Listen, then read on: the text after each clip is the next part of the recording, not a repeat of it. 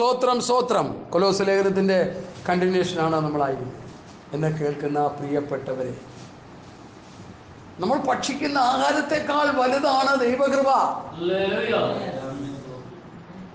നമ്മുടെ ഭൗതികമായ നന്മകളെക്കാൾ വലുതാണ് ദൈവകൃപ. മാർത്തയുടെയും മറിയുടെയും ഭവനത്തിൽ കർത്താവ് ചെന്നപ്പോൾ കർത്താവ് പറഞ്ഞ വാക്യം എന്നെ വല്ലാതെ അങ്ങ് ചിന്തിപ്പിക്കുക. ഈ സഹോദരി വേറെ ഒന്നും ചെയ്തില്ല.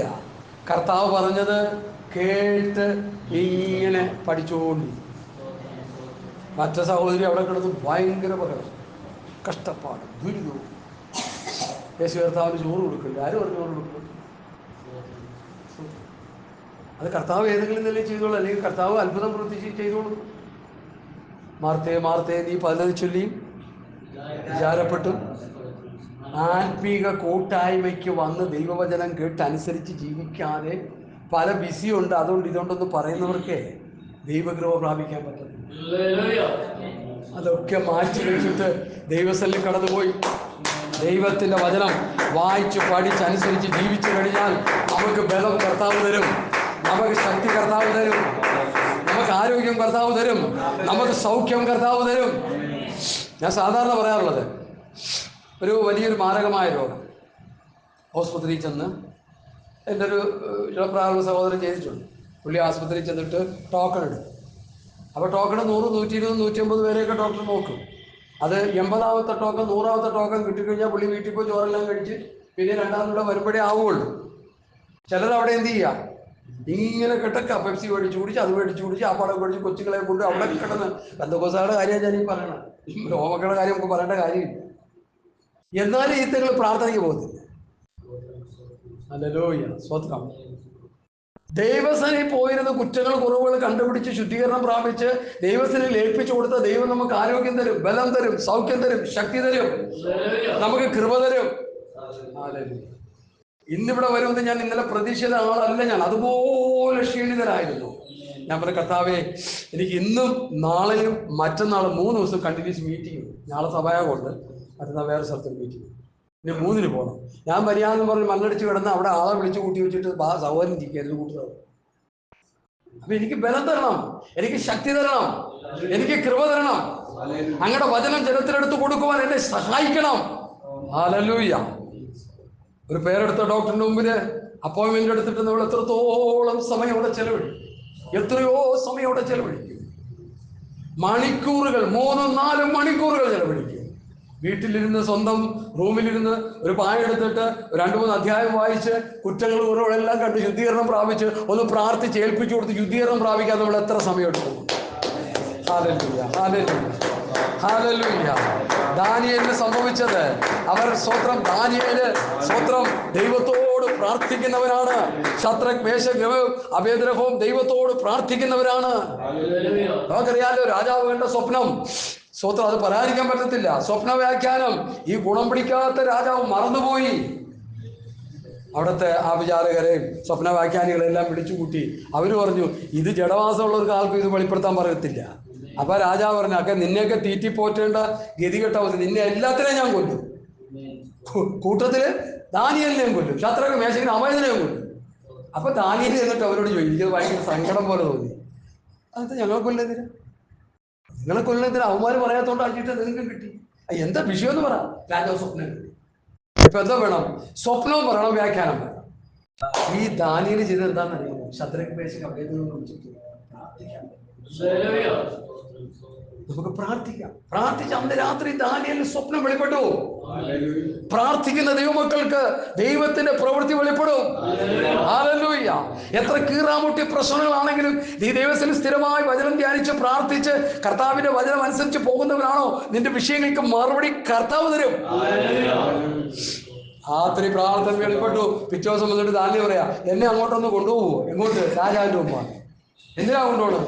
സ്വപ്ന വ്യാഖ്യാനം ഞാൻ പറയാം. എന്താണ് സ്വപ്നമെന്നും എന്താണ് അർത്ഥമെന്നും ഞാൻ പറയാം. കൊണ്ടുചെന്നു മനോഹരമായ നിലയിൽ ആ സ്വപ്ന വ്യാഖ്യാനം അങ്ങോട്ട് നടത്തി. എന്താ അവിടെ ചെയ്തത് നിങ്ങൾ വായിക്കത്തില്ലേ? രാജാവ് തന്റെ മുദ്രമോതിരം ഊരി ദാനിയേൽ മാലയെ കൂരി എന്ത് ചെയ്തു? ദാനിയേലിനെ വായിച്ചു.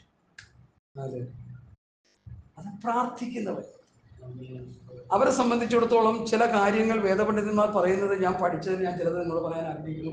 ആഹാര കാര്യത്തിൽ വിശുദ്ധിയും വേർപാടും പാലിക്കുന്നു. ആരാധനയുടെ കാര്യത്തിൽ അവർക്ക് വിശുദ്ധിയും വേർപാടും. കണ്ടടത്തെല്ലാം പോയി സ്വതന്ത്രം ആരാധിക്കുന്ന രീതിയല്ല. പ്രമാണം വിട്ടുള്ള ആരാധന അല്ല അവർക്ക്. യഹൂദന്മാരാ അവര് വിഗ്രഹത്തെ ആരാധിക്കുന്നത്. നമുക്കറിയാമല്ലോ, ഒരു ബിംബം നിർത്തിയിട്ട് എന്താ പറഞ്ഞ രാജാവ്? നമസ്കരിച്ചോളാം. അവർ നമസ്കരിച്ചില്ല. അത് കൂടെ നിൽക്കുന്ന പ്രശ്നം ഉണ്ടാക്കി അവരെന്ന് പറഞ്ഞു, രാജാവേ നീ കൽപ്പനയൊക്കെ വെളിപ്പെടുത്തിയോ? ശരിയാ, അവിടെ നീ കൊണ്ടുവന്ന് തീറ്റിപ്പോറ്റുന്ന 4 ഉണ്ടല്ലോ, അവർ നമസ്കരിക്കുന്നില്ല. തന്നെയോ? വിളിക്കാൻ പറഞ്ഞു. ഞാൻ കേട്ടത് ശരിയോ? ശരി. എന്നാൽ ഇപ്പോൾ കാഹളം, നമ്പൂര്, വീണ എല്ലാം കൂടി വീട്ടാൻ പറഞ്ഞു. വീട്ടിൽ നമുക്ക് ഇല്ലെന്ന് പറഞ്ഞു. കൊണ്ട് കെട്ടിയിടാൻ പറഞ്ഞു. നമ്മൾ നേരത്തെ കേട്ടല്ലോ വിഷയം. ദൈവജനത്തെ തകർക്കുവാൻ ഒരു സാത്താന്യ ശക്തികൾക്കും കഴിയില്ല. ഒരു കാര്യം നമ്മൾ മനസ്സിലാക്കണം, നീ മുഴങ്കാൽ മടക്കി പ്രാർത്ഥിക്കുന്നവനായിരിക്കണം. നീ ദൈവസന്നിധിയിൽ കരയുന്നവനായിരിക്കണം. നിന്റെ കുറവുകളെ കണ്ട് ശുദ്ധീകരണം പ്രാപിക്കുന്നവനായിരിക്കണം. നിന്റെ ജീവിതത്തെ നീ വചനത്തിനനുസരിച്ച് ക്രമപ്പെടുത്തി പോകുന്നവനായിരിക്കണം. പാപത്തിന് കുടിശ്ശികയൊന്നും കിടക്കരുത്. അതാത് സമയങ്ങളിൽ തെറ്റുകുറ്റങ്ങൾ ദൈവത്തിൽ ഏറ്റുപറഞ്ഞ് ശുദ്ധീകരണം പ്രാപിച്ച് ദൈവത്തോടും മനുഷ്യനോടും കുറ്റമറ്റ മനസ്സാക്ഷിയുള്ളവരായിരിക്കണം. പൗലൂസിനെ റോമിലേക്ക് കൊണ്ടുപോകുമ്പോൾ 23-ാം അധ്യായം തോന്നുന്നു പ്രവൃത്തി, കൊണ്ടുവന്ന് കെട്ടടിച്ച് അവിടെ കൊണ്ടുവന്ന് നിർത്തി. മഹാപുരോഹിതന്മാരും ശാസ്ത്രിമാരും എല്ലാവരും ഉണ്ട് അവിടെ. അവരുടെ മുമ്പാകെ നിൽക്കുക. പൗലൂസ് എന്താ പറഞ്ഞ? വായിച്ച അമ്മാമേ, 23-ാം അധ്യായത്തിൻ്റെ 1-ാം വാക്യമെടുത്ത് വായിച്ചു. ഇതൊക്കെ നമ്മളെ ഉലകം കൊള്ളിക്കുന്ന വിഷയങ്ങളാണ്. അതെ, 23-ന്റെ 1 തന്നെയാണ്. കറക്റ്റ് വായിച്ചേ. പൗലോസ് ന്യായാധിപസംഘത്തെ ഉറ്റുനോക്കി, സഹോദരന്മാരെ, ഞാൻ ഇന്ന ദിവസത്തോളം കേവലം നല്ല മനസ്സാക്ഷിയോടുകൂടെ ദൈവത്തിന്റെ മുമ്പാകെ നടന്നിരിക്കുന്നു. മഹാപുരോഹിതന്മാരും ന്യായാധിപ സംഘമൊക്കെയും കൂടി വന്നു. അവനെ കൈ കെട്ടിയാണ് കൊണ്ടുപോയത്. അവരുടെ മുമ്പാകെ കൈ അഴിച്ചു കൊണ്ടുവന്ന് നിർത്തിയപ്പോൾ പൗലൂസ് പറഞ്ഞ കാര്യമാ, ഞാൻ ദൈവത്തോട് നല്ല മനസ്സാക്ഷിയുണ്ട്. നമുക്ക് എത്ര പേർക്ക് അങ്ങനെ പറയാൻ? ദൈവത്തോടും ദൈവവചനത്തോടും നല്ല മനസ്സാക്ഷി വെച്ചു പുലർത്തുന്ന എത്ര പേരുണ്ട്? 24-ാം അധ്യായത്തിന്റെ 16-ാം വാക്യം കൂടി വായിച്ചാട്ടാ മാമേ. 26-ന്റെ 14, 24-14 അല്ലല്ല 16. അതുകൊണ്ട് ദൈവത്തോടും മനുഷ്യരോടും കുറ്റമില്ലാത്ത മനസ്സാക്ഷി എപ്പോഴും എല്ലായ്പ്പോഴും ഉണ്ടായിരിക്കുവാൻ. അപ്പൊ ആദ്യം പറഞ്ഞു എനിക്ക് ദൈവത്തോട് നല്ല മനസ്സാക്ഷിയുണ്ട്. അത് കഴിഞ്ഞിട്ട് പറയുന്നു ദൈവത്തോടും മനുഷ്യനോടും. അപ്പൊ നമുക്ക് ദൈവത്തോട് കാണും, മനുഷ്യനോട് കാണത്തില്ല. മനുഷ്യനോട് കാണും, ദൈവത്തോട് കാണത്തില്ല. അങ്ങോട്ടും ഇങ്ങോട്ടും ആശയപ്പെടുമില്ല. ദൈവത്തോടും മനുഷ്യനോടും ഒരു കുറ്റമറ്റ മനസ്സാക്ഷി കാത്തു സൂക്ഷിക്കുന്നവനാണ് ദൈവത്തിന്റെ പൈതൽ, ഒരു ദൈവത്തിന്റെ ദാസൻ. അതായിരിക്കണം നമ്മൾ. ഹല്ലേലൂയ. അങ്ങനെയുള്ളവർക്കാണ് ദൈവസന്നിധിയിൽ വിശ്വസ്തയോടെ നിൽക്കാൻ കഴിയും. തെറ്റുകളുണ്ട്, കുറവുകളുണ്ട്, പരാജയങ്ങളുണ്ട്. അതാത് സമയങ്ങളിൽ ക്രമീകരണം പ്രാപിച്ചുകൊണ്ട് നമ്മളൊക്കെ ഷർട്ട്, ഇപ്പം ഞാൻ ഈ വെള്ള ഷർട്ട്, നല്ല മനോഹരമായ ഷർട്ട്, ഇത് തന്നെ കുറേ ദിവസം വിട്ടു നടക്കും. കുറച്ച് ദിവസം കഴിയുമ്പോൾ ഇതിനകത്ത് ക്ലീൻ ചെയ്തെടുക്കും അല്ലേ, അത് തേച്ച് മനോഹരമാക്കും എന്ന് പറഞ്ഞ പോലെ നമ്മുടെ ക്രിസ്ത്യ ജീവിതത്തെ ശുദ്ധീകരിച്ചുകൊണ്ടിരിക്കണം. ലംഘനം മറച്ചു വയ്ക്കുന്നവന് ശുഭം വരികയില്ല, വേച്ചോറിഞ്ഞ് ഉപേക്ഷിക്കുന്നവന് കരുണ പ്രാപിച്ചുകൊണ്ടിരിക്കണം. ഈ ശരീരത്തിനൊരു ട്രാൻസ്ഫോർമേഷൻ കിട്ടുന്നത് വരെ, രൂപാന്തരം കിട്ടുന്നത് വരെ ഈ ജഡശരീരത്തിൽ നമ്മൾ ഇരിക്കുമ്പോൾ ആത്മാവിന്റെ വീണ്ടെടുപ്പ് നടന്നിട്ടുള്ളൂ. ഈ ജഡശരീരത്തിൽ ഇരിക്കുമ്പോൾ നമ്മൾക്ക് കുറ്റങ്ങൾ വരാം, കുറവുകൾ വരാം, പരാജയങ്ങൾ വരാം. അതാത് സമയങ്ങളിൽ നമ്മളതിന് പരിഹാരം പറ്റി പോകുന്നില്ല. ഇല്ലെങ്കിൽ എന്താ പറ്റും? കണ്ടെയ്നർ കണക്കിന് പാവം കുടിഞ്ഞു കുടിക്കണം. പിന്നെ എന്തോ ചെയ്യും? ഒരു ദിവസം ദൈവശിക്ഷ പ്രാപിച്ച ആള് വയസ്സെത്ര? 22 വയസ്സേ ഉള്ളൂ. ആള് പോയി. പുള്ളി എങ്ങനെയായിരുന്നു? നല്ല കറുതീർന്ന വിശ്വാസം. അതിനൊക്കെ നമ്മൾ ചിന്തിച്ച് പഠിക്കേണ്ട കാര്യങ്ങളാണ്. മരണം എപ്പോഴും നമ്മളെ പിടിക്കാൻ കാര്യം ശരി, പക്ഷെ നമ്മൾ നമ്മുടെ ജീവിതത്തെ ശുദ്ധീകരിച്ചു. മരണത്തിലുള്ള നീക്കുപോക്കുകൾ കർത്താവായ യഹോവയ്ക്കുള്ളവ തന്നെ. നമ്മൾ ശുദ്ധീകരണം പ്രാപിച്ചുകൊണ്ടിരുന്നാൽ മെഥൂശലഹിന്റെ ആയുസ് എന്ന് പറഞ്ഞാൽ എന്തുവായിരുന്നു? 969. തെറ്റിച്ചാ ഞങ്ങൾ പറയും. അത് കഴിഞ്ഞ് ഞങ്ങൾക്ക് ബോധിച്ച പ്രകാരം നടന്നു കഴിഞ്ഞപ്പോ എന്താ പറ്റി? എത്രയിലേക്ക് താണു? 120. 969, 120 ഇവിടെ കിടക്കണം. എന്താണ് നമ്മൾ അതിൽ നിന്ന് പഠിക്കുന്ന ഗുണപാഠം? ദൈവം വാക്യം. ദൈവം മുൻപാകെ വിശ്വസ്തയോടെ നടക്കേണ്ട ദൈവത്തിന്റെ മക്കൾ തന്നിഷ്ടപ്രകാരം നടന്നപ്പോൾ ദൈവം പറഞ്ഞു, നീ അധികം ഒന്നും ജീവിച്ച് പാപം ചെയ്യേണ്ട, ഇത് 120 വയസ്സ് വരെ ജീവിച്ചിരുന്നാണ്. ഇപ്പൊ ഡോക്ടർമാർ പറയുന്നത് എന്താണെന്ന് അറിയാമോ? 50 യൂത്ത്സിന് പറഞ്ഞേക്കുന്ന 50 മക്കളോ 50 വയസ്സുകൊണ്ട് വേണ്ട, മര്യാദയ്ക്ക് ജീവിച്ചു പോകും, അല്ലെങ്കിൽ നിറയത്തിൽ പോയി കിടക്കേണ്ടി വരും. നമ്മളൊക്കെ 60-70 ഓടുമായിരിക്കും ചിലപ്പോൾ, നമുക്ക് അറിയത്തില്ല. എത്ര ജീവിച്ചാലും കുഴപ്പമില്ല, എപ്പോൾ മരിച്ചാലും വിഷയമല്ല. എന്നെ കേൾക്കുന്ന പ്രിയപ്പെട്ടവരെ, ഒരു നല്ല മനസ്സാക്ഷി കാത്തു സൂക്ഷിക്കും. ദൈവത്തോട്, മനുഷ്യനോട് ഒരു നല്ല മനസ്സാക്ഷി കാത്തു സൂക്ഷിക്കുന്നവരായി തീരണം നമ്മൾ. ഞാൻ കൊലോസ്യ ലേഖനത്തിലേക്ക് മടങ്ങി വരികയാണ്. ഹല്ലേലൂയ. നിങ്ങൾ ക്രിസ്തുവിനോടുകൂടി ക്രിസ്തുവിനോടുകൂടി ഉയർത്തെഴുന്നേറ്റിരിക്കുന്നു എങ്കിൽ ക്രിസ്തു ദൈവത്തിന്റെ 3:1 ആകയാൽ നിങ്ങൾ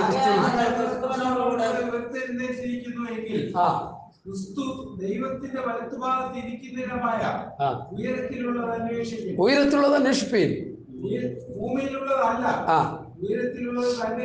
ഇംഗ്ലീഷ് ബൈബിൾ ഉണ്ടോ ഇവിടെ? അടുത്ത് വായിച്ചു നോക്കി, അവിടെ എന്താ എഴുതിയത്? ഉയരത്തുള്ളത് അന്വേഷിപ്പിന്, ഉയരത്തുള്ളത് ചിന്തിപ്പിന് എന്നുള്ള ഇംഗ്ലീഷ് ബൈബിൾ എടുത്തുള്ളത് വായിച്ചേ, എന്താ അവിടെ എഴുതിയേക്കണമെന്ന് നോക്കാം. ഞാനത് ആദ്യം കേട്ടപ്പോൾ ഞാൻ ഞെട്ടിപ്പോയി. Hallelujah, hallelujah. അത് ഒന്നാം വാക്യം 1-2.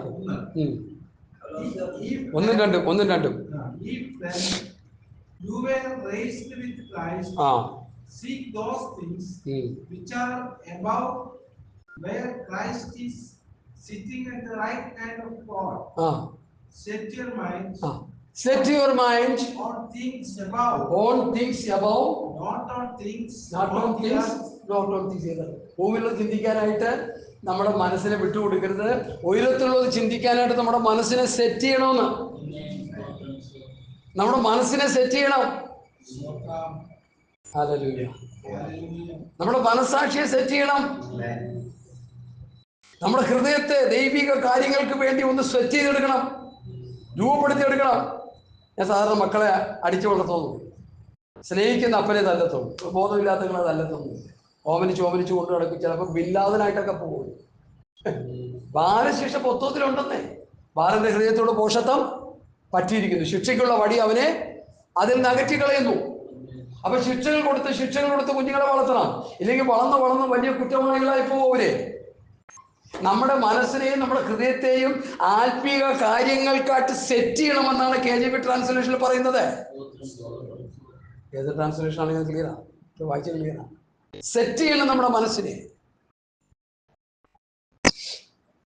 മനസ്സിനെ സെറ്റ് ചെയ്ത് കഴിഞ്ഞാൽ പിന്നെ അത് എന്ത് ചെയ്യത്തുള്ളൂ, അതനുസരിച്ച് വർക്ക് ചെയ്യത്തുള്ളൂ. ഇപ്പോൾ ഓട്ടോമാറ്റിക് ഡോർ ഇവിടെ ഇല്ലല്ലേ, എയർപോർട്ടിൽ ചെല്ലുമ്പോൾ ഓട്ടോമാറ്റിക് ഡോർ. ആ ഡോറിനെ എന്ത് ചെയ്തിരിക്കുക, ഇലക്ട്രോണിക്സിൻ്റെ അല്ലേ സെറ്റ് ചെയ്ത് വെച്ചിരിക്കുക. അപ്പം നമ്മളിപ്പോൾ ആ ഡോറിൻ്റെ 1 മീറ്റർ ഇപ്പുറം വന്നു കഴിയുമ്പോൾ ഇവിടെ മനുഷ്യൻ്റെ കാലം സ്പർശിച്ച് കഴിയുമ്പോൾ അതിങ്ങനെ എന്ത് ചെയ്യും, സെറ്റ് ചെയ്ത് വെച്ചിരിക്കുക. ആ സെറ്റ് ചെയ്ത് വെച്ചിരിക്കുന്ന അപ്പുറം ഒന്നും ചെയ്യാൻ പറ്റത്തില്ല. അതുപോലെ നമ്മുടെ മനസ്സിനെ, നമ്മുടെ ഹൃദയത്തെ ആത്മീക കാര്യങ്ങൾക്ക് വേണ്ടി ഒന്ന് സെറ്റ് ചെയ്യണം. പണ്ടൊരു ഉപദേശം പറഞ്ഞു പറ്റേ, ഇത് മണ്ണാങ്കട്ടയാ, ഇതിന് വേണ്ടത് കപ്പയും മീനും ചക്കയും ചോറും അതും ഒക്കെയാണ്. എന്നാൽ ഉള്ളിലൊരു അകത്തെ മനുഷ്യനുണ്ട്.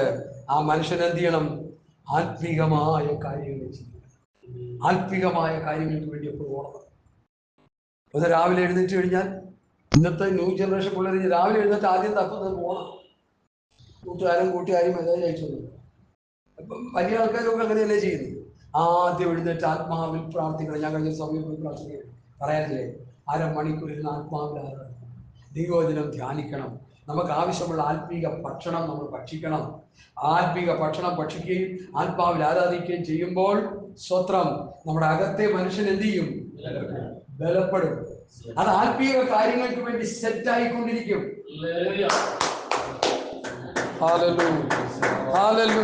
അത് നമ്മൾ ചെയ്യണം. കർത്താവിനെ സഭയ്ക്ക് തലയായിട്ട് തന്നു, പരിശുദ്ധാത്മാവിനെ തന്നു, ശുശ്രൂഷ വൃന്ദങ്ങളെ തന്നു എന്ന് എഫേസ്യ ലേഖനം 4-ാം അധ്യായം പഠിക്കുമ്പോൾ നമുക്ക് കാണാൻ കഴിയും.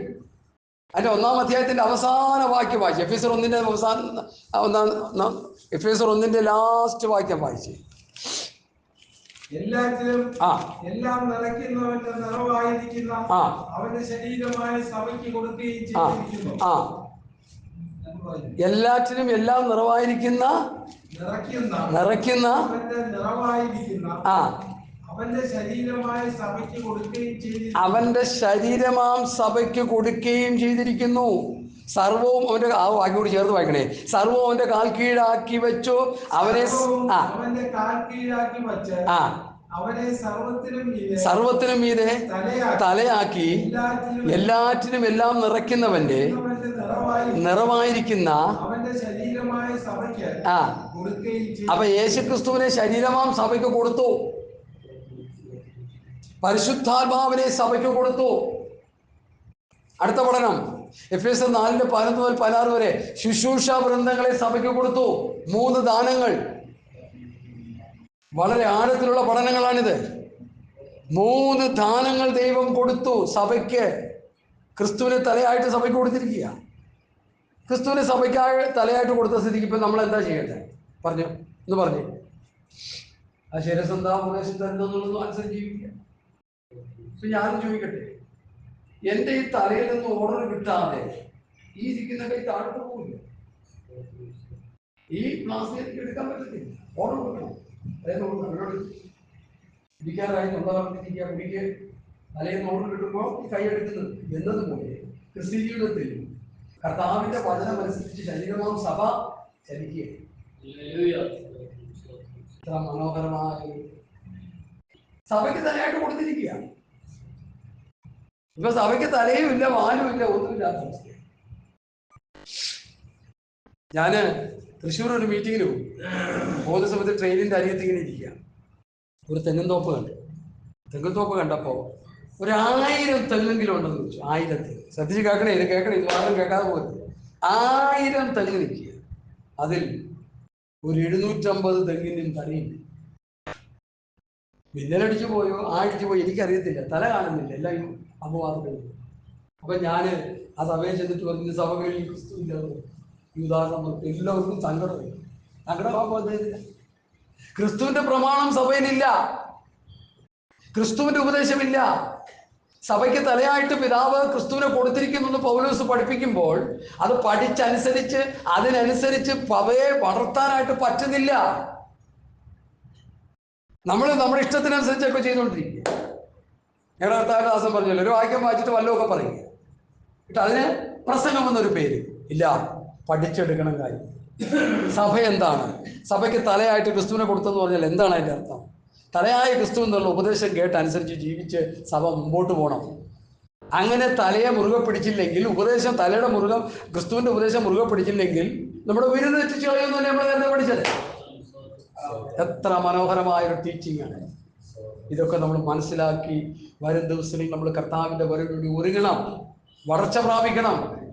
രക്ഷിക്കപ്പെട്ട ഒരു ശിശുവിനെ ഞങ്ങളുടെ ദേവദാസൻ എപ്പോഴും പറയുമായിരുന്നു, കർത്താവ് ചേർക്കാൻ വരുന്നത് ഇങ്ക എന്ന് പറഞ്ഞുകൊണ്ടിരിക്കുന്ന ഒരു കുഞ്ഞിനെയല്ല.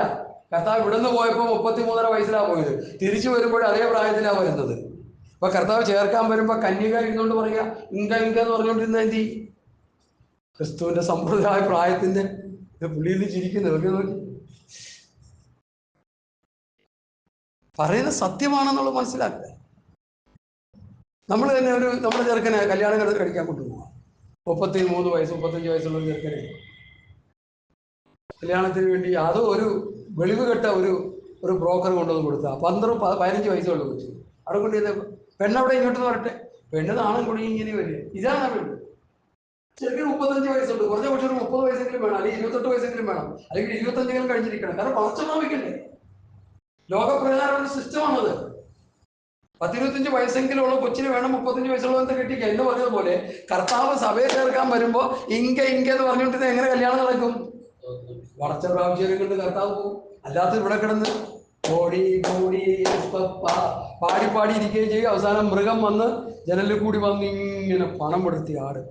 ഒരുപാട് ദിവസം അതിന്റെ മണം കേൾക്കുമ്പോൾ തന്നെ ജീവൻ പോകുന്നതാവും. പിന്നെ ഒരു കുത്തുകൂടി കുത്തി കഴിഞ്ഞാൽ വെളിപ്പാട് പുസ്തകം 9-ാം അധ്യായം ഞാൻ പഠിച്ചപ്പോൾ ഞാൻ പേടിച്ചരണ്ടു. മരണം കൊതിക്കും, മരണം അന്വേഷിക്കും. അഗാധ കൂപത്തിൽ നിന്ന് കയറി വരുന്ന മൃഗം അന്ന് ഈ മഹോത്തര കാലത്തിലുള്ള മനുഷ്യനെ കുത്തുമ്പോൾ, ഉപദ്രവിക്കുമ്പോൾ മനുഷ്യൻ പറയും, എനിക്ക് മരിച്ചാൽ മതി, എനിക്ക് മരണത്തിന് വേണ്ടി കൊതിയാണ്, മരണത്തിന് കൊതിക്കും, മരണം. അടുത്ത് വായിക്കും 9-ാം അധ്യായത്തിൻ്റെ വെളിപ്പാട് പുസ്തകം 9. അതൊക്കെ ഒന്ന് വായിച്ച് മനസ്സിലാക്കി നമ്മൾ ദൈവഭയത്തിൽ ജീവിക്കണമെന്ന് കർത്താവ് നമ്മളെക്കുറിച്ച് ആഗ്രഹിക്കുന്നു. ഹല്ലേലൂയ. വെളിപ്പാട് പുസ്തകം 9-ാം അധ്യായത്തിൻ്റെ സ്തോത്രം വാക്യം ഞാൻ പറയാം. വേണ്ട 9-ന്റെ ഒന്നോട്ട് വായിച്ചു ഉറച്ചു വായിക്കും. 5-ാമത്തെ ദൂതൻ ഊതി, അപ്പോൾ ഒരു നക്ഷത്രം ആകാശത്തിൽ നിന്ന് ഭൂമിയിൽ വീണ് കിടക്കുന്നത് ഞാൻ കണ്ടു. അവന് അഗാധ കൂപത്തിന്റെ താക്കോൽ ലഭിച്ചു. ആമേൻ. അവൻ അഗാധ കൂപം തുറന്നു. ഉടനെ പെരുംചൂളയിലെ പുക പോലെ കൂപത്തിൽ നിന്ന് പുക പൊങ്ങി. ആമേൻ. കൂപത്തിന്റെ പൊയ്യാൽ സൂര്യനും ആകാശവും ഇരുണ്ടുപോയി. പുകയിൽ നിന്ന് വെട്ടിക്കിളി ഭൂമിയിൽ പുറപ്പെട്ടു.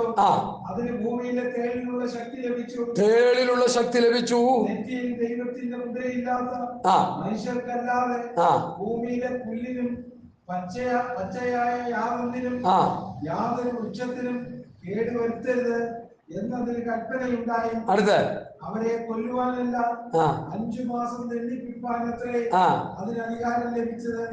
അവരുടെ വേദന മനുഷ്യനെ കുത്തുമ്പോൾ ഉള്ള വേദന പോലെ തന്നെ, മനുഷ്യനെ കുത്തുമ്പോൾ ഉള്ള വേദന പോലെ തന്നെ ആ കാലത്ത് മനുഷ്യൻ എന്റെ ദൈവമേ മരണം അന്വേഷിക്കും. മനുഷ്യൻ മരണം അന്വേഷിക്കും, കാണുകയില്ലതാനും, മരിപ്പാൻ കൊതിക്കും. മതി മരണം അന്വേഷിക്കും, മരിപ്പാൻ കൊതിക്കും. മരണം അവരെ വിട്ടു. ചെല്ലു പറയാറില്ലേ, രോഗം വന്ന് മൂർച്ഛിച്ചു ചെയ്യുന്നു, എന്നെ അങ്ങ് ഇഞ്ചക്ഷൻ ചെയ്ത് കൊല്ലാനായിട്ട് ഏൽപ്പിച്ചു. അതിനേക്കാൾ ഭീകരമായ അവസ്ഥയായി ഈ ദുഷ്ടജന്തു കുത്തുമ്പോൾ മഹോത്തര കാലത്ത് നടക്കുന്ന സംഭവമാണ്. മരണത്തെ അന്വേഷിക്കുക എന്ന് പറഞ്ഞാൽ എന്താ? മരണമെന്ന് പറയുമ്പോൾ തന്നെ പിടഞ്ഞു വീട്, അപ്പം തന്നെ ചോദം പൊട്ടി ചാവും, നെഞ്ചു പൊട്ടി. എന്നാൽ മരണത്തെ അന്വേഷിക്കുക, മരണത്തെ കൊതിക്കുക. ആഹാരം ചില നല്ല ഫുഡ് കഴിക്കാനായിട്ട് നമ്മൾ കൊതിയുള്ള പോലെ മരണത്തിന് വേണ്ടി കൊതിക്കുന്നു, മരണത്തിന് വേണ്ടി ദാഹിക്കുന്നു. ഞാൻ സ്തോത്രം ഒരു കാട്ടുതീപ്പടം പറക്കുന്ന ഒരു പ്രവാചകൻ ഉണ്ടായിരുന്നില്ല. പ്രവാചകന്റെ പേരെന്താ? ആമോസിന്റെ പ്രവചന പുസ്തകത്തിൽ ഞാൻ പഠിച്ചു, അപ്പത്തിനായിട്ടുള്ള വിശപ്പല്ല, വെള്ളത്തിനായിട്ടുള്ള ദാഹവുമല്ല, ദൈവത്തിന്റെ വചനത്തിന് വേണ്ടിയുള്ള വിശപ്പും ദാഹവും ദേശത്തിന്മേലായിരിക്കും. ക്രിസ്തുവിന്റെ കാലഘട്ടത്ത് വചനത്തിന് വേണ്ടി ദാഹിക്കുന്ന പെന്തക്കോസ്തുകാർ കൈവിടപ്പെട്ടു പോയവരുണ്ടാകും. ഇന്ന് സുലഭമായി ദൈവവചനം പ്രസംഗിക്കുമ്പോൾ കേൾക്കാനാളില്ല. അന്നാള് കൂടും, കിട്ടത്തില്ല. കടലും കടന്ന് അവിടെ എഴുതി വെച്ചേക്കുന്ന പ്രവാചകൻ എഴുതി വെച്ചേക്കുന്ന വായിച്ചാൽ ഒരു സ്ഥലത്ത് നിന്ന് വേറെ കടല് കടന്ന് അങ്ങോട്ടും ഇങ്ങോട്ട് യാത്ര ചെയ്യും, വിസയൊക്കെ എടുത്ത് പോവും. എവിടെയെങ്കിലും നിർമ്മലമായ വചനം പ്രസംഗിക്കും, ഒന്നുമില്ല. ഉള്ളത് മുഴുവൻ ഇന്റർനെറ്റിലൂടെ സാത്താൻ എതിർക്രിസ്തുവിന്റെ പ്രസംഗങ്ങളെ ഉള്ളു, അന്ന് വേറെ ഒന്നുമില്ല. ഇന്ന് സുലഭമായി കിട്ടുന്നുണ്ട്. ഇന്റർനെറ്റിൽ കിട്ടുന്നതൊക്കെ നല്ലതാണെന്ന് ഞാൻ വിശ്വസിക്കുന്നില്ല. നല്ല ഉപദേശങ്ങളുള്ളതൊക്കെ കേട്ട് പഠിച്ചോളുക, ആകാത്തതൊക്കെ കളഞ്ഞേക്കുക. വചനം കേട്ടനുസരിച്ച് ജീവിച്ച് നമ്മുടെ ക്രിസ്ത്യ ജീവിതത്തെ ക്രിസ്തുവിന്റെ സമ്പ്രദായ പ്രായത്തിന്റെ അളവിലേക്ക് നടത്തിക്കൊള്ളണം. അല്ലെങ്കിൽ അപകടമാണ്. ഞാൻ വചനത്തിലേക്ക് കടന്നു വരും. ആകെ ആളുകൾ ക്രിസ്തുവിനോട് ഉയർത്തുന്നിരിക്കുന്നുവെങ്കിൽ ക്രിസ്തു ദൈവത്തിന്റെ വലത്ത് ഭാഗത്തിരിക്കുന്നതുമായ ഉയരത്തിലുള്ളത് അന്വേഷിക്കും, ഉയരത്തിലുള്ളത് ചിന്തിക്കും. അപ്പം നമ്മുടെ മനസ്സ്, നമ്മുടെ ഹൃദയവും ഉയരത്തിലുള്ളത് ചിന്തിക്കാൻ, ഉയരത്തിലുള്ളത് അന്വേഷിക്കാൻ അവർക്ക് സെറ്റ് ചെയ്യണം. അത് നമ്മളാ സെറ്റ് ചെയ്യണ്ടേ. സെറ്റ് ചെയ്യാനായിട്ട് നമുക്ക് എന്തുണ്ട്?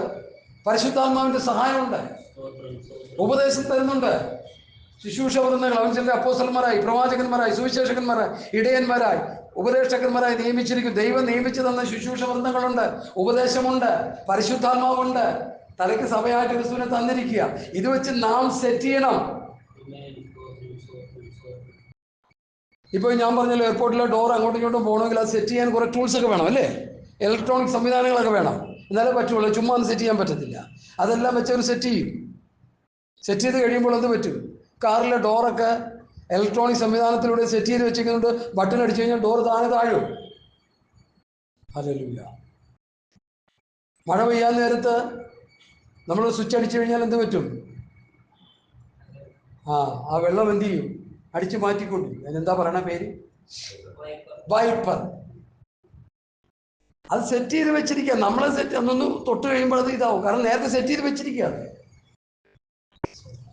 അതുപോലെ രക്ഷിക്കപ്പെട്ട ദൈവമക്കൾ സ്വർഗീയമായ കാര്യങ്ങൾ, ഉന്നതമായ കാര്യങ്ങൾ ചിന്തിക്കാൻ തക്കവണ്ണം, ഇവിടെ പൗലോസ് പറയുന്നത് ഉയരത്തിലുള്ളത് ചിന്തിപ്പീൻ, ഉയരത്തിലുള്ളത് രണ്ട് കാര്യങ്ങൾ. ഒരു മനുഷ്യന്റെ ചിന്തയാണ് ആ മനുഷ്യൻ ആയിത്തീരുന്നത്. ചീഞ്ഞളിഞ്ഞ കാര്യങ്ങൾ ചിന്തിച്ചാൽ അവൻ അതിലേക്ക് പോകും. സ്വർഗീയമായ കാര്യങ്ങൾ ചിന്തിച്ചാൽ അവനൊരു സ്വർഗീയനായിട്ട് ജീവിക്കും. ഹല്ലേലൂയ. ഉയരത്തിലുള്ളത് ചിന്തിച്ചാൽ ആ ഉയരത്തിന്റെ പ്രത്യാശയിൽ അവൻ ജീവിക്കും. ഈ ഭൂമിയിൽ നമുക്ക് എന്തൊക്കെ കാര്യങ്ങളുണ്ട് ചിന്തിക്കാൻ ലോക മനുഷ്യനെ. ഹല്ലേലൂയ. ഈ അമേരിക്കയിലൊക്കെ എന്റർടൈൻമെന്റിന് ചാനലുകൾ 3, 4, 5 കൊടുത്തിട്ടുണ്ട്. ഇവിടെ ഇന്ത്യയിലും വന്നു കഴിഞ്ഞിപ്പോൾ മൊബൈലൊക്കെ കിട്ടും. എന്റർടൈൻമെന്റ് അത് അവർ സെറ്റ് ചെയ്ത് വെച്ചിരിക്കുക. ആ ആപ്പിലോട്ട് കയറി അതെല്ലാം എടുത്തു കഴിഞ്ഞാൽ എന്ത് പറ്റും? ലോകത്തിലെ കാര്യങ്ങളൊക്കെ ചെയ്യുന്നതൊക്കെ കാണാം. അതുപോലെ ആത്മീയ കാര്യങ്ങൾ നമ്മുടെ ഹൃദയത്തിൽ സെറ്റ് ചെയ്ത്, ആത്മീയ കാര്യങ്ങൾ, സ്വർഗീയമായ കാര്യങ്ങൾ സെറ്റ് ചെയ്യാനായിട്ട് നമ്മുടെ മൈൻഡിനെയും നമ്മുടെ ഹൃദയത്തെയും സെറ്റ് ചെയ്ത് വെച്ച് അത് ചിന്തിക്കുകയും പഠിക്കുകയും ഭൂമിയിലുള്ളതല്ല ഉയരത്തിലുള്ളത് ചിന്തിക്കാൻ, ഉയരത്തിലുള്ളത് അന്വേഷിക്കാനായിട്ട് നമ്മുടെ ഹൃദയത്തെ നമ്മൾ സെറ്റ് ചെയ്ത് വെച്ച് മുമ്പോട്ട് പോയില്ലെങ്കിൽ അപകടം നമ്മുടെ മുൻപിലുണ്ട്. എന്തൊരു ദുരന്തമായിരിക്കുന്ന ഒരു ആൾക്കാർ അതിനെ നിസ്സാരമായിട്ടാണ് കാണുന്നത്. ഞാനതല്ലേ പറഞ്ഞത്. ചെറുക്കൻ മരിച്ചിട്ട് അവിടെ ആരാണ്ടും ലീവ് എടുത്തിരിക്കുക. അതുകൊണ്ട് നമ്മുടെ കൊച്ചിനെ അങ്ങോട്ട് വിളിച്ചിരിക്കും. ആര് വിളിച്ചു? എന്ത് വിളിച്ചു? എവിടെ ലീവ് എടുത്തു? എന്താ ഇത്? ഏത് പുസ്തകത്തിലാ? എവിടെയാണ് അതിന്റെ വാക്യങ്ങൾ? ഞാൻ സത്യം പറഞ്ഞ ഈ 16-ാം അധ്യായം ലൂക്കോസിന്റെ സുവിശേഷം പഠിച്ചപ്പോൾ എനിക്ക് മനസ്സിലായി, മരിച്ചവൻ യാതനാ സ്ഥലത്തേക്ക് പോകും. അബ്രഹാമിന്റെ മടി എന്ന് വിശേഷിപ്പിക്കുന്ന വിശ്രാമ സ്ഥലത്തേക്കാണ് ഒരു വിശുദ്ധനായ മനുഷ്യൻ വെച്ചാൽ പോകുന്നത്. അല്ലാതെ വേറൊരു സ്ഥലമൊന്നുമില്ല. പിന്നെ വേറൊരു കാര്യം കൂടി നമ്മൾ തീർത്തും പഠിക്കേണ്ടത്, മരിച്ചവരും മൗനതയിൽ ഇറങ്ങിയവരാരും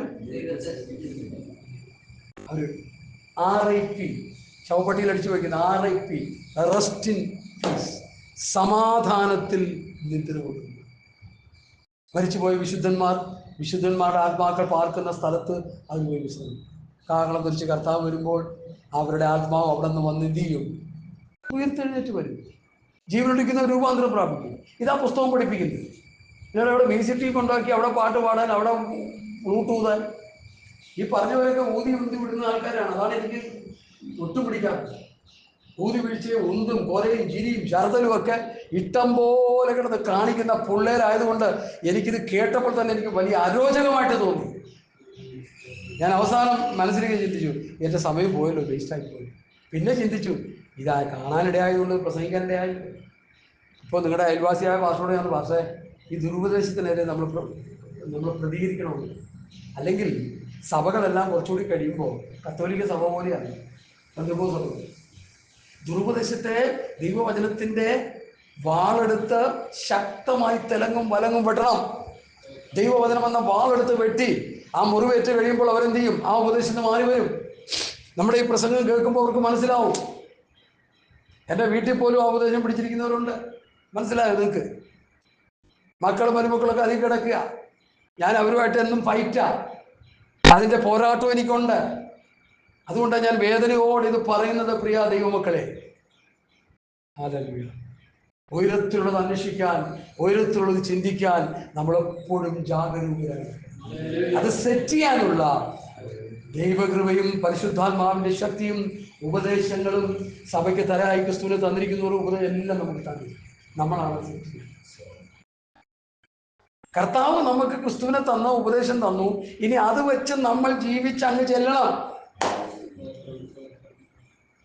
കഴിഞ്ഞ ദിവസം വീട്ടിൽ നടന്നൊരു ക്ലാസ്സിനെ കുറിച്ച് ഞാനൊരു അച്ഛനോട് പറഞ്ഞു, അച്ഛാ വീട്ടിൽ ക്ലാസ് നടക്കുന്നുണ്ട്, വരണ്ടേ അങ്ങോട്ട്, കർത്താവിൻ്റെ ഒരു പോണ്ടേ പറ്റും. അത് നമ്മളങ്ങനെ കർത്താവ് പറഞ്ഞ പോകാൻ ഒരുങ്ങിയിരിക്കും. ഞാൻ ആരൊരുങ്ങിയിരിക്കും, എവിടെ ഒരുങ്ങിയിരിക്കണം, ചെന്നങ്ങ് പറഞ്ഞാൽ മതി. നിനക്ക് പ്രായമുള്ള അച്ഛനാ, മര്യാദയ്ക്ക് വന്നില്ല പുള്ളി. സ്വത്രം കർത്താവിൻ്റെ വരവിന് വേണ്ടിയുള്ള ഒരുക്കം എന്നുള്ളത് ഒരായുസ് മുഴുവൻ നമ്മൾ ചെയ്താൽ തീരത്തില്ല പ്രിയമുള്ളവരെ. അതുപോലെ നമ്മൾ വിശുദ്ധിയോടും നിർമ്മലതയോടും ജീവിച്ച് ജീവിച്ച് ജീവിച്ച് ജീവിച്ച് റോമാലേഖനം 3-5-6 അധ്യായം പഠിക്കുമ്പോൾ നീതീകരണം, വിശുദ്ധീകരണം, തേജസ്കരണം. നീതീകരണം കർത്താവ് ചെയ്യുന്നു. യേശുക്രിസ്തുവിൽ വിശ്വസിക്കുമ്പോൾ കുറ്റവാളികളായ നമ്മെ ദൈവം നീതീകരിക്കുന്നു ദൈവത്തിൻ്റെ ഭാഗത്ത്. വിശുദ്ധീകരണം ഒരായുസ് മുഴുവൻ നമ്മൾ വചനം അനുസരിച്ച് ജീവിച്ച് വിശുദ്ധീകരണം പ്രാപിച്ചുകൊണ്ടിരിക്കണം. റോമർ 6:19 വായിച്ചേ. അതൊന്ന് പെട്ടെന്ന് പറഞ്ഞു, ഹൃദയത്തിൽ വന്നതുകൊണ്ടാണ് പറയുക. സ്വത്രം.